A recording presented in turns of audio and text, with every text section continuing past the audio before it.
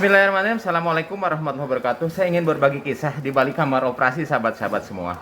Saat itu saya mendapatkan seorang pasien perempuan umur kurang lebih 8 tahun ya.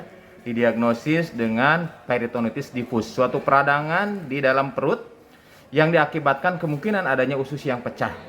Saat itu telah terjadi sepsis, artinya kuman telah menyebar ke seluruh darah dan menyebar ke seluruh otak, menyebar ke seluruh bagian organ-organ penting sampai terjadi penurunan kesadaran pada saat itu.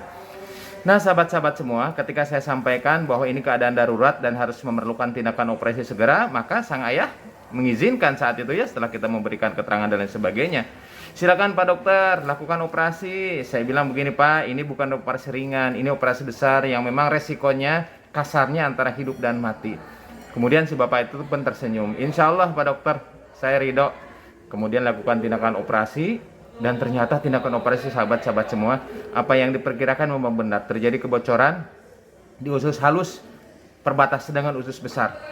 Kemudian dilakukan pencucian di perut dan lain sebagainya. Akhirnya karena usus tidak bisa disambung, usus itu disimpan, dijahit di permukaan perut, sehingga dia BAB itu dari perut bukan dari anus. Kemudian kondisi kritis pun kita lalui di kamar operasi ya, saturasi oksigen sempat turun, kemudian nadi sangat meningkat ya, dan diputuskan untuk dirawat di ICU sahabat-sahabat semua.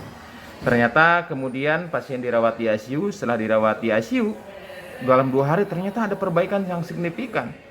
Angka infeksi yang ditunjukkan oleh leukosit akhirnya turun dari 32.000 menjadi 12.000. So penurunan yang sangat signifikan sahabat-sahabat semua, di mana normalnya maksimal 10.000. Kemudian pasien sudah bisa berbicara.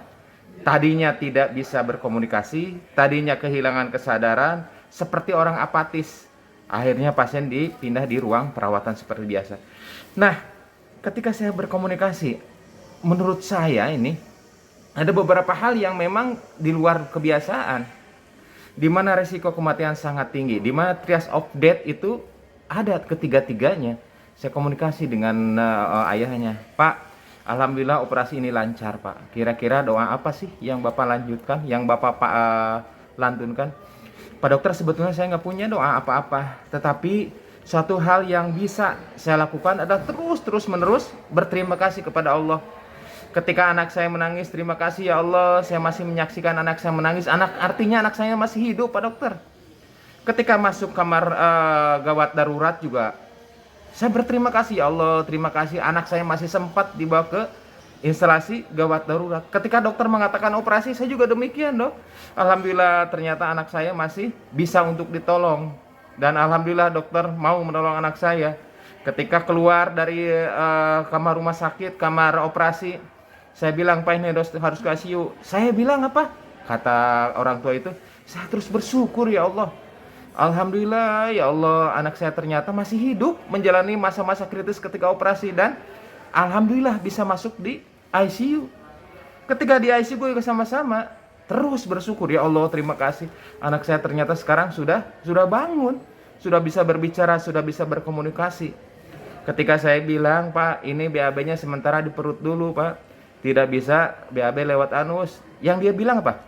Alhamdulillah ya Allah, anak saya masih bisa BAB, anak saya artinya masih hidup. Ketika diajak ngobrol, ketika di ruang perawatan juga sama demikian. Ya Allah, terima kasih anak saya masih bisa di ruang perawatan seperti biasa. Nah, saya kagum saat itu sahabat-sahabat semua. Betapa banyak kadang-kadang orang yang ketika masuk rumah sakit, dia mengeluh, ya Allah kenapa harus masuk rumah sakit? Ya Allah kenapa harus masuk ke IGD?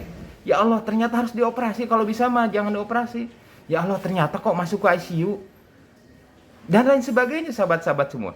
Peristiwa sama tetapi dengan penyikapan yang berbeda ternyata akan berdampak sangat signifikan. Betapa saya merasakan ketika operasi itu demikian mudahnya, demikian lancarnya. Betapa saya sendiri merasakan operasi yang tadinya mempunyai tingkat resiko sangat tinggi saat itu ya, ASA 4E saat itu, ternyata Allah mudahkan sahabat-sahabat semua. Ketika masuk ICU juga demikian, Allah mudahkan semuanya. Amat mudah bagi Allah untuk mengerjakan kesembuhan pada hamba-hambanya yang pandai bersyukur.